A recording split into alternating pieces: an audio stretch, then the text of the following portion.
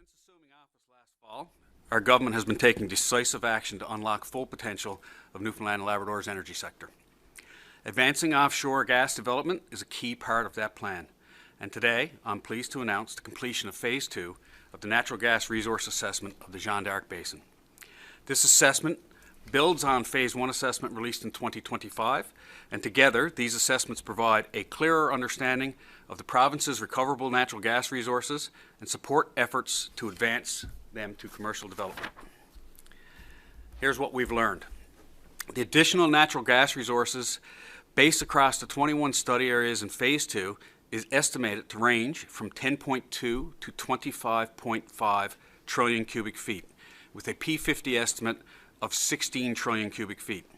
Combined results, Phase 1 and Phase 2 estimate total recoverable gas between 19.8 and 35.4 trillion cubic feet, with a P50 estimate of 27.6 trillion cubic feet.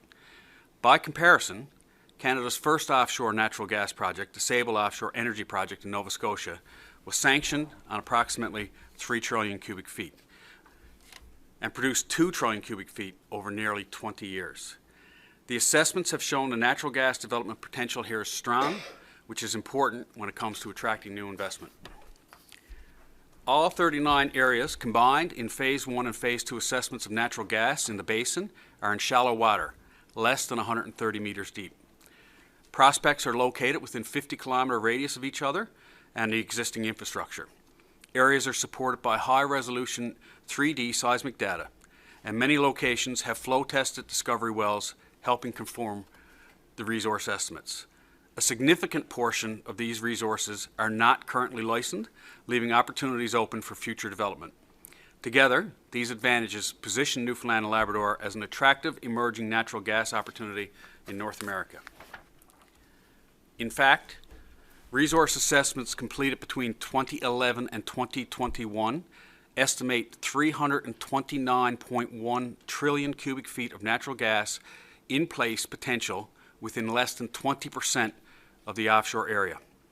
We are actively promoting our offshore opportunities to the world because we know that competition for investment is real and we have the resources right here in our province. For this reason, Budget 2026 includes $584,000 for natural gas feasibility and investment opportunity studies. This third phase will evaluate the technical and economic viability of various development options. We're also developing a 10-year energy plan that will set a long-term vision for the province's energy future, aligning policy, investment, and infrastructure decisions across all forms of energy generation while supporting economic growth and energy security. I'm also pleased today to advise that we are launching a targeted consultation with industry and with stakeholders on a new offshore natural gas royalty framework. This framework is intended to provide clarity, consistency, and transparency to potential investors. This work is about providing the clarity, consistency, and transparency that investors throughout the world expect, while also ensuring a fair return for the people of Newfoundland and Labrador. Global demand for responsibly produced natural gas is growing.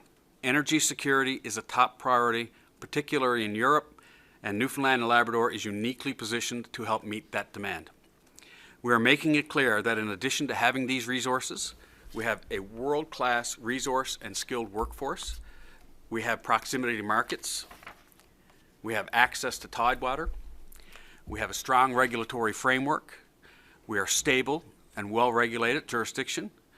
And we are a government that will stand up for responsible oil and gas development. The timing of this could not be better. Our government is committed to developing our natural resources for everyone's benefit. We have been actively promoting offshore natural gas opportunities while working to attract strong interest in exploration and development. This latest assessment is an important part of the natural gas strategy, providing valuable information for potential investors and helping to advance future offshore development by supporting jobs, investment, and long-term opportunity here in Newfoundland and Labrador for all of us. Thank you all. I'll take questions now. There's been talk about natural gas development in this province for decades. Nothing has ever materialized. So why do you feel that now things will be different? So I would say these studies obviously make it pretty concrete. The federal government has made it very clear that they're looking to help the world transition. They support what we are doing here. And I think that there's never been a better time for us to move things forward. The last 10 years we've sat pretty stagnant, and if we look globally, given the geopolitical situation out there, we understand that what we have is what we can supply the world to help us transition. If anything, in the past couple of years, when we've been having these conversations, the argument against these projects has intensified, whether that's conversations around the climate, whether that's more intense consultations with Indigenous communities. So how is it you feel that now is a better time when, if anything, the reasons why it's more difficult to sell oil and gas in this world has become more challenging? So there's no question that there's a balancing act, and you know, our oil and gas is a silver bullet for us to get to transition to a green future, and natural gas obviously is the next step to get us there. It's obviously a cleaner option than regular oil, and it'll allow us to move things forward. And the reality of it is that it will take people off of coal. It'll allow us to develop resources globally, and coming from our offshore versus Russia or other places where it's funding wars, and you know, it's the best option globally. There's no question. You talk about timing being so good right now, and we saw the deal between Germany and British Columbia last week. But a lot of that is geopolitics, right? It's Russia, it's all that Qatar gas stranded in the Gulf right now. The timeline for us to produce is 8 to 10 years. You know, is there the climate side of this is moving in one direction? Yeah. Is there an opportunity that the best time to do this is not now, but 10, 15 years ago? I think a better time for sure, but Alex, what I would say is that I think 8 to 10 years is long if people have the desire to move things forward. I think that the federal government supports things moving forward. We've signed on to one project, one deal on land, and obviously the feds have indicated that they're looking forward to finding a way to do things quicker in our offshore. The reality of it is that there is no viable option to ship from British Columbia to Germany, but we're doing it, right? We are the best option. You know, we're the most easterly point in North America. We're closer to that market. We provide a clean option, and I believe that there's an opportunity for us to do it, and others do too, right? So we've received interest, you know, globally from the feds and everyone else, and I think that there's an opportunity for Newfoundland to position itself. And the other thing we need to keep in consideration is that I've always said, as has the Premier, that one of the biggest problems we have here is population and geography. And part of that is due to our lack of secondary processing. And if we have the ability to bring natural gas ashore, it opens up other options when it comes certainly to our mining industry. So there's a lot of different things that we have to look at when we do this. And I think from an energy standpoint, from a mining standpoint, geopolitically, and from a global standpoint, Newfoundland has the best product to offer the world. I'm going to follow up on that domestic use option, because that came up in the technical briefing too. We're also considering potential new thermal combustion in the province through hydro. Right? Will there be could the timelines overlap that natural gas could be an option for that, or is it too far out? Yeah, so for everything we develop, whether it's wind, solar, or hydro, there's generally a backup option, as we see with hydro, and natural gas is a much better solution as a backup, you know, when it comes to thermal generation. We would have to get to that point to understand whether or not we could do it, but I would argue that if we were to bring natural gas ashore here in Newfoundland, we'd be silly not to look at that as an option for thermal generation. Are you looking at the intensification of storms over the Atlantic, particularly where these plays would be, and measuring that against this data you have coming in about the seismic potentials, how that would be impacted by storms, which are no doubt increasing in their intensity over the Atlantic Ocean? So as storms increase and everything increases, so does technology, and the ways of extracting and getting gas to shore or developing gas offshore has changed. There's no company in the world that's going to go develop something in a place where they can't do it safely, nor would the province or the federal government allow that to happen. If we can't do this responsibly and safely, and in an environmental standpoint, and certainly from a standpoint that Newfoundlanders and Labradorians that are working out there are safe, then it won't happen. Minister, given I know, understanding there's a phase 3 to all of this thing, but given the economic opportunities if you're bringing gas onshore to liquefy it and kind of that secondary processing aspect, is that an approach you would personally take?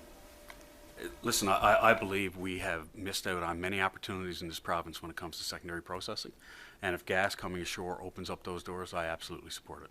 And when it comes to, as well, obviously in the West, we're seeing an awful lot of development around natural gas.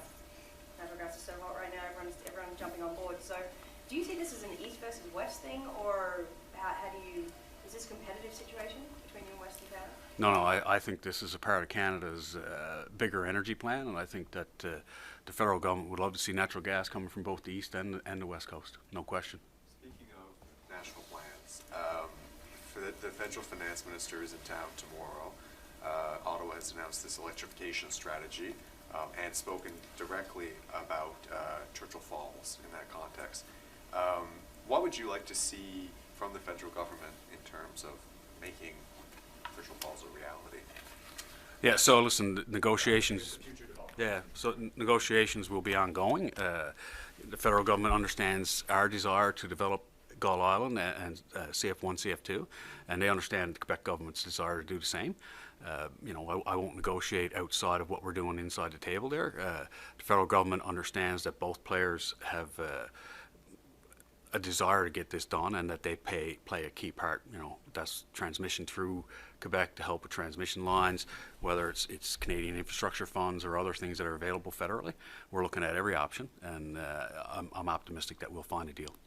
You talked about the natural gas royalty regime being a new thing, but we awarded the contract for 10 years to do that, I think, 3 years ago. So it's all part of that same process, right? Like, this is, the regime's been ongoing for a few years. Yeah, so we will start consultations in very short order in the coming weeks for the natural gas royalty regime. We'll contact key stakeholders throughout the province. We'll contact industry stakeholders, and we'll understand exactly what that looks like as it comes. My hope is that we can bring legislation to the House of Assembly this fall to get that finalized. Energy Week about to start in the province. Is there any players you can tell us that you're excited to have conversations with? No doubt having this package just in time and these conversations around what we have to offer. Can you give us some names of companies you're working closely with and hoping to seal a deal with? Yeah, so when we were in Houston at Sarah Week, we had conversations with multiple players. You know, no one can overlook what Exxon has done for this province, both from a work standpoint and how they have supported us socially, right? You know, there's companies out there like ENI, Total, Shell, all have interest in operating here. So, you know, the biggest thing is it would be great to get another super major here offshore, operating whether it's in oil or gas or both. But our door is open to whoever wants to come and have the conversation. And they know that. We've been very upfront with that. OilCo is pushing the agenda, and that's the expectation. And I think Newfoundland is positioning itself in a place right now where the world sees it's a good place to come. And if we look at what's happening, you know, I mean, look no further than down the States with some of the wind developments and some oil and gas stuff that's been shut down. So what we offer is reliable. You know, once they get through an environmental standpoint in that, we offer a reliable commitment to offshore operators that when they come here, they know what they're dealing with, and they know that we're going to see the projects through. Have you met with the feds on this, or do you plan on meeting with the feds on these phase 2 results? Yeah, so we've had multiple conversations with the federal government, and they know how interested we are in this, and we know how interested they are in this. So, you know, Newfoundland and Labrador represents the gateway to the north, and natural gas represents a whole lot of options that I don't think we looked at in the past. And when you look at the number 329 trillion cubic feet from an estimate standpoint, I think that there's a whole lot of things that it can provide globally. Excuse me, sir, I didn't get your name when we were speaking earlier, but I'm assuming this would be for you. So for people at home who are watching this story, to contextualize how big this is, what would you compare it to? You know, sometimes we use football fields and broadcast people. What would you compare the size of this so that people can digest it? That's a challenge. To give a perspective, I believe in the Jeanne d'Arc Basin, it was about the average was about 25.9 trillion cubic feet. So based on European prices from last Friday, in the ground, that's essentially $400 billion sitting in the ground to be developed. Obviously with development costs, but just to give a perspective on what's sitting there just in the Jeanne d'Arc based on these 39 study areas. And I meant specifically the size of the place in the ocean. How big is that? Half the size of Newfoundland? What would you compare it to? Don't have a comparator in terms of 329. So what you'd look at is the Jeanne d'Arc Basin, and you can see the size of that, you know, from a mapping standpoint, and understand that it's different pockets. The deposits are all separate. Some are greenfield, so some are, you know, Hibernia, Hebron, stuff is being utilized right now. Others are brownfield. So, brownfield, as in Hebron, Hibernia, we know how big those wells are. When it comes to greenfield new development, obviously, all of that stuff comes with drilling and further exploration. So. Speaking of greenfield, we heard in the technical briefing that the hope would be that there is a greenfield discovery here that can serve as the basis for a hub, and then the other fields could tie in. Just like, now that we're on the record, to hear your take on that. Yeah, absolutely. I mean, subsea oil and gas has gone to an industry where tiebacks they're heavily dependent on tiebacks. It's allowed them to develop fields and resources at a rate that we never seen previously in history. So if we were to get, let's just say, someone who could come in and develop something greenfield, they would have the opportunity to negotiate with other players out there, and the changes that we made in the accord, I believe last sitting, would allow them to do that. So if there's right now we inject our gas back into the ground. So if there's an existing field where there's gas there that somebody has a stake on and they wanted it developed, then we could extract through tiebacks. And on this greenfield acreage, is that something you'd like to see exploration license bidding for this fall or next year after phase 3 is complete? So I'd like to see it as soon as possible, but obviously we've got some hurdles to get through before we do that, and there's an announcement coming on that in the future. Minister, can you talk about moving forward with this so that when oil is depleted or exhausted, that now there's some more jobs for Newfoundlanders? Yeah, so listen, obviously oil and gas plays a huge factor here in the province, from a work standpoint, from a royalty standpoint, and from a spin-off standpoint. Gas represents something completely different. I mean, obviously gas sells on the market much cheaper than oil does, so the royalties are more limited. Less intrusive, I would say, to extract the gas. But the processing part of it, liquefying, is a little different. There is technology out there now that allows liquefaction at sea based on, how the waves and all kinds of other factors play into it. But I think that Newfoundland and Labrador needs to seize every single opportunity that it can, whether it's with our offshore or our mining resources. And if we're going to make this a better place for all of us, then part of that includes industry, secondary processing, the ability to get long-term sustainable jobs where people want to live here and not just fly in, fly out. And I think that's part of the solution. So I'm excited about gas. Minister, there is a lot of hesitancy by oil and gas companies to do any kind of huge greenfield investment. I mean, there's a multi-billion-dollar investment. They have to convince their investors that this is ultimately going to have payback. So why are you confident that anyone is going to actually look at Newfoundland and Labrador offshore and go like, yeah, cool, let's spend a few $1 billion bucks and develop it? Yeah, so I think the climate has changed, and it's not just because of the Strait of Hormuz. I think that geopolitical players are understanding that energy reserves and the ability to transition to a green future lies in their ability to utilize natural gas and other things to get there. And we talk about development of green steel, and the best way to do that is through gas. And if you look at the green steel hubs around the world, they're places that have large quantities and accessibility to gas. So I think part of it is that and market, and we're positioned in a place where we can get gas to market, certainly from the eastern seaboard, relatively easy. And if you look at British Columbia and the fact that they're shipping to Germany, I think that should tell you right there that Newfoundland is very well positioned. So now it's about players. I mean, people have to invest, and they need to decide how they're going to do it, whether it's a pipeline or liquefying, at stake. But all of that stuff comes as we develop this a little bit further. And how do you sweeten the deal for them then? Yeah, so the royalty regime will let them know what they're working with. They know that they're not coming to a third world country. They know that our standards are high enough that they can come and operate, safe, sensibly, and in an environment where not only they're welcome, but that it's long-term long-term sustainable work for them. And they know exactly what they're playing with when they start. So it's okay to say that they go in these places and develop, and obviously money is a part of that equation, right? But I think based on volume and what we have to offer, I think there are multiple companies out there that would be very interested in coming here to work. Are you willing to throw them a fiscal loan of some description? We haven't had that conversation, so yeah. But that does exist in the exploration incentive. We do have the $90 million exploration incentive that we would be willing to utilize for this. But we got to get to that point, obviously, right?